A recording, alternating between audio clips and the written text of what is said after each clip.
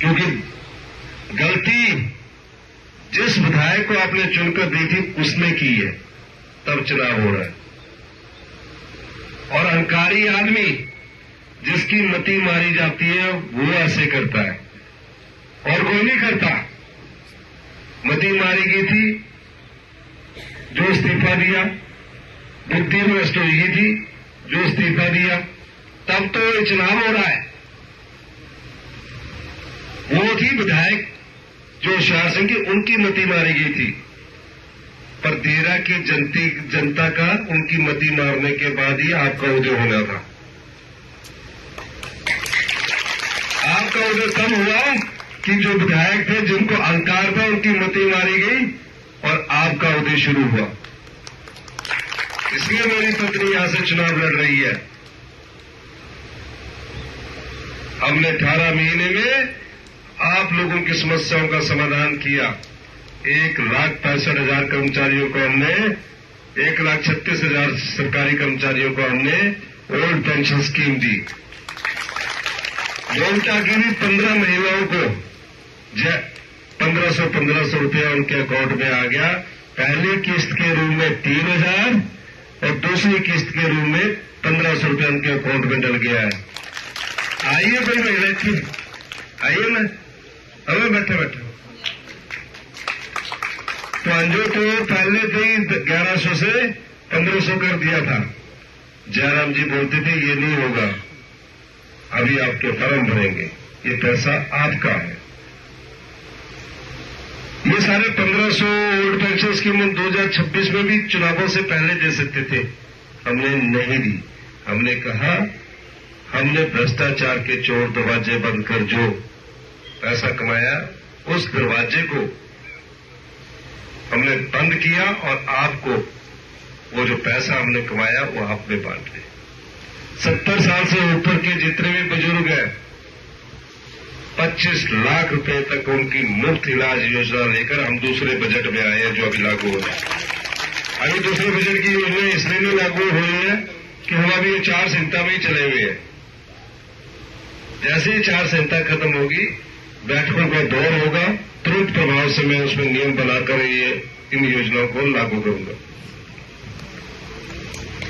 तो इसलिए आपसे मैं ये कहना चाहता हूं, 2 दिन बचे हैं। इस्तीफा के लिए आपसे पूछा नहीं, 3.5 साल के लिए फिर दोबारा आपसे वोट मांगने आ रहे हैं। किस नाम से वोट मांगने आ रहे हैं ये भी तो पूछना है। कैसे विकास करवाएंगे ये पूछो उनसे। हम आपको बोल रहे वोट डालते हैं, पर आप विकास कैसे करवाएंगे? सरकार तो कांग्रेस की है, वही मुख्यमंत्री है जिनके खिलाफ आपने इस्तीफा दिया। तो कैसे विकास करवाएंगे ये? तो ये आपके पास आकर झूठ बोल रहे। आपकी समस्याओं के लिए धरने पर नहीं बैठे, आपकी समस्याओं के लिए कोर्ट पर नहीं गए। ये पहली बार है देश में कि आजाद प्रत्याशी अपने इस्तीफे को लेकर धरने पर बैठा। प्रोग्राम हॉस्टेस के लिए धरने पर बैठते तो ही बात होती। 2 बार बताया, कोर्ट के लिए जाते प्रोग्राम हॉस्टेस के लिए तो भी बात थी। 2 बार आपने आजाद बताया। धरने पर किसने बैठे? सारा इस्तीफा स्वीकार करो। होता है ऐसा कभी? चलो तुम्हारा इस्तीफा स्वीकार कर लेंगे तो होता ये कि मैं अगला 3.5 साल चुनाव नहीं लड़ूंगा, क्योंकि सरकार में मुख्यमंत्री जी सुप्पू जी हैं और हमारे सरकार में 3.5 साल चलेगी, तो भी बात होती।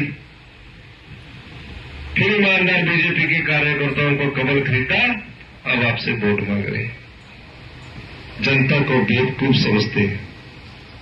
और ये आपने जानना कि इस्तीफा क्यों दिया? क्योंकि जिस पार्टी के साथ इनका सौदा हुआ, उस पार्टी ने ये कहा जब तक आपका इस्तीफा स्वीकार नहीं होगा तब तक दूसरी किस्त नहीं मिलेगी। इसलिए वो धरने पर बैठे। इन्हें ये थोड़ी दे देना पैसा। इन्हें विधायक की खरीदी कने इस क्षेत्र के विधायक ने विधायकी बेची। चुनाव के टाइम में लास्ट 2 दिन से ज्यादा पैसा खर्च कर गए ना, जब 50 देंगे तो 2 लाख रुपया मंगी लेना, सब तुम्हारा पैसा है। क्योंकि तुम्हारा वोट नहीं की तो विधायक बने कर विधायक की बेची बुद्धि 1.5 साल नीचे बेची थी, काम नहीं किया आपका। मैं अभी क्यारियां जाके आया, स्कूल की प्राइमरी स्कूल के बच्चों की बिल्डिंग 3 में चल रही है। आप अपनी पंचायत का विकास नहीं करवा सके, लोगों को आप धोखा देते रहे। हमने निस्वार्थ 600 करोड़ रुपए में बनखंडी में जू का शिलान्यास किया, काम युद्ध स्तर तक हो। एसपी ऑफिस देरा में नोटिफाई होना रह गया है, एससी ऑफिस पीडब्ल्यूडी का नोटिफाई होना रह गया है।